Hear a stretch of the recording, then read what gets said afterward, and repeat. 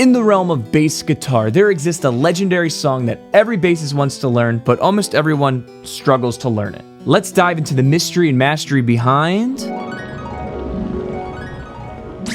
YYZ by Rush.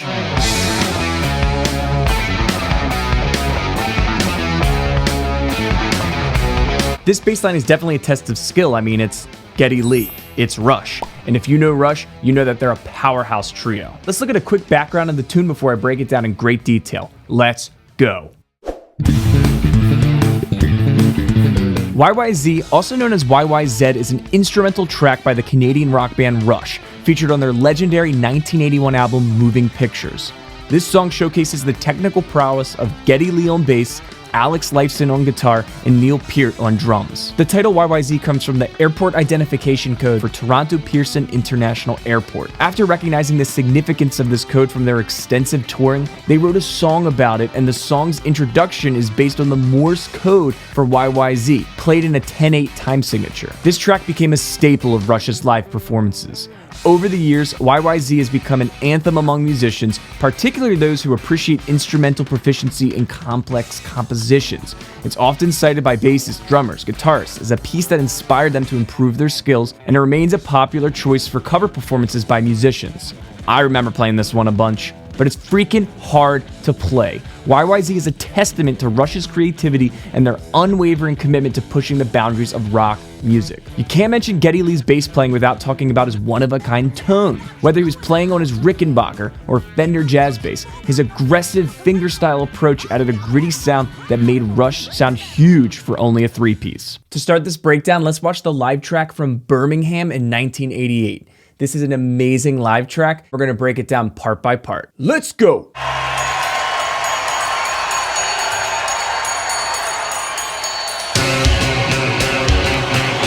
There it is.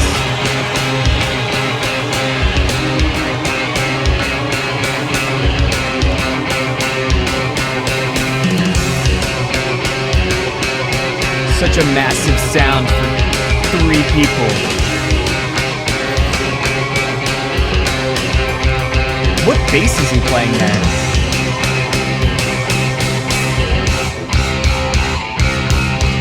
Alright, so the famous intro. It's actually in 10/8. Some people think it's in 5/4. The difference with that is subtle, but the eighth note is clearly receiving the beat and not the quarter note.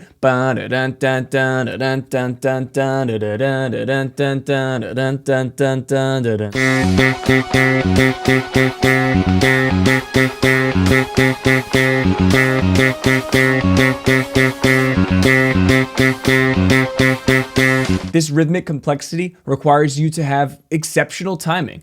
It is very syncopated, and to be honest, I suggest in the beginning, if you're learning it, to try and count it, but eventually there's a pattern to this, and you just start to feel it. Musically, all you need to know is just a C to F sharp on the bass and guitar. They're doing a unison line. It's two notes that entire intro, C to F sharp, a tritone.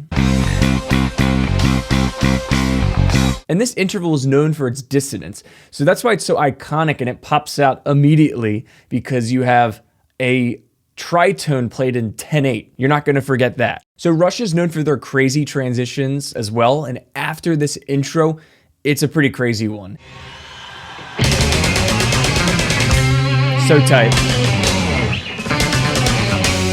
Here we go.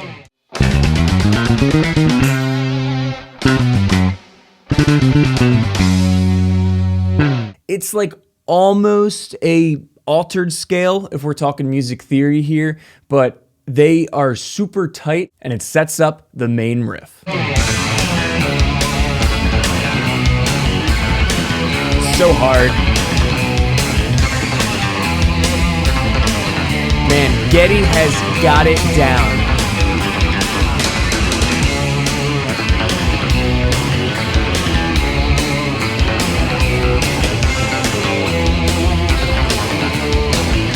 This is really good quality in this video.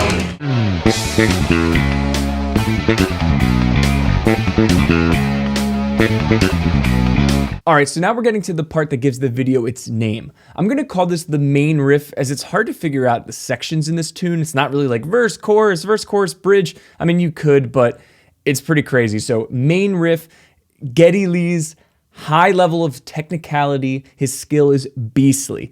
The verse is the hardest challenge for even seasoned players. It's at 143 BPM and it's 16th notes played.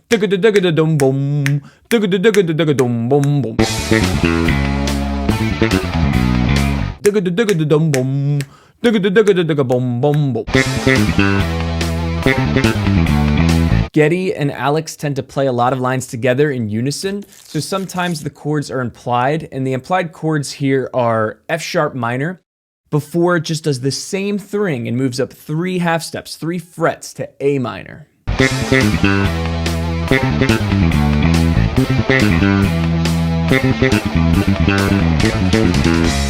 If you're digging this breakdown, please subscribe, give the channel a like, I appreciate you. All right, so the next part I'm gonna call the fills section, because this is where Geddy starts to add a lot of fills and a lot of character over these 2 chords.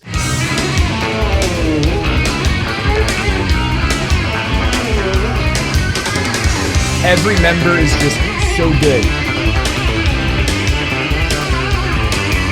There's fills.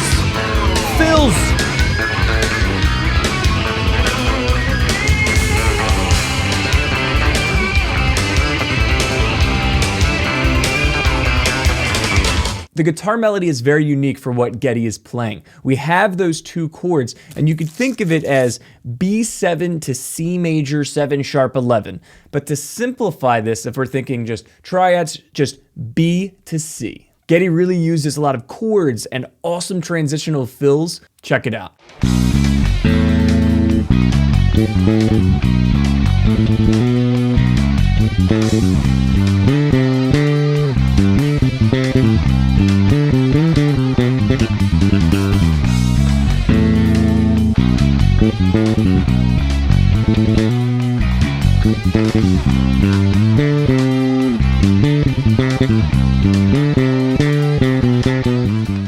By the way, are you a bassist? Bass Freedom Mentorship is reopened for enrollment now. If you're looking to take your skills to the next level, check out the link below, as only 20 students are accepted before the doors close again. So the next section I'm gonna call the bass solo section, because this is where him and Neil Peart kind of trade.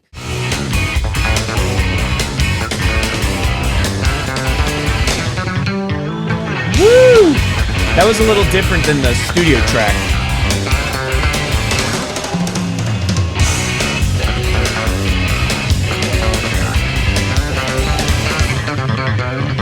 Oh man, he nailed that one.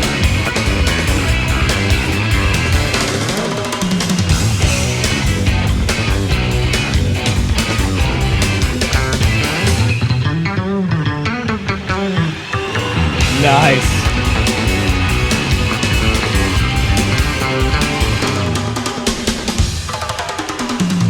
So those same chords are used, that B to C, and Geddy has 3 solos here.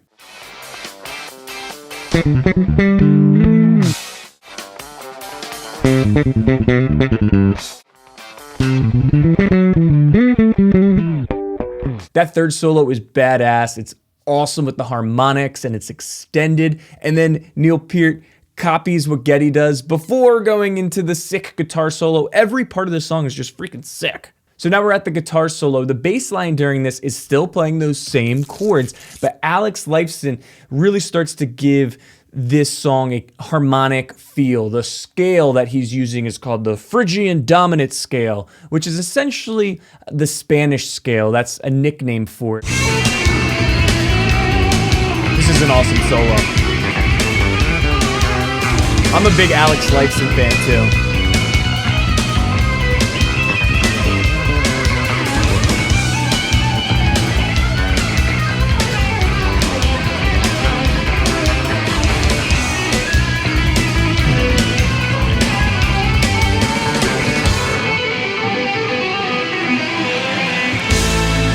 Nice. All right. And Geddy plays the synth there too. So Great live track from 1988. It looks like it was remastered a few years ago and it looks incredible. But over the solo section, Geddy does not step on Alex's toes. He just keeps adding some fills similar to what he was doing before. After the epic transition with hammer-ons and pull-offs that Lifeson does, it goes into that synth part. Geddy takes a break to play the synth.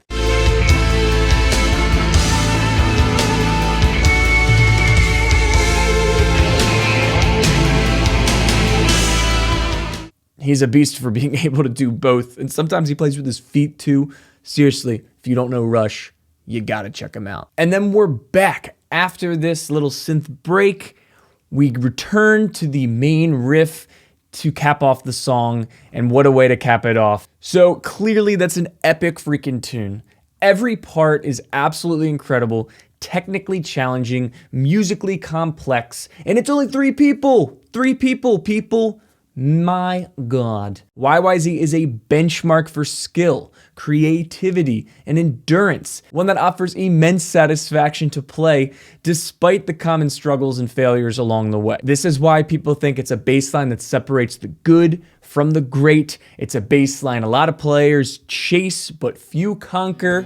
YYZ. Thanks a lot for watching this video. Geddy Lee is a beast and I love Rush, so this was a really fun breakdown. Let me know if there's anything you want to see me do. And if you want to see 5 bass lines that changed people's lives, check out this recent video I did, and I will see you guys next time. Peace!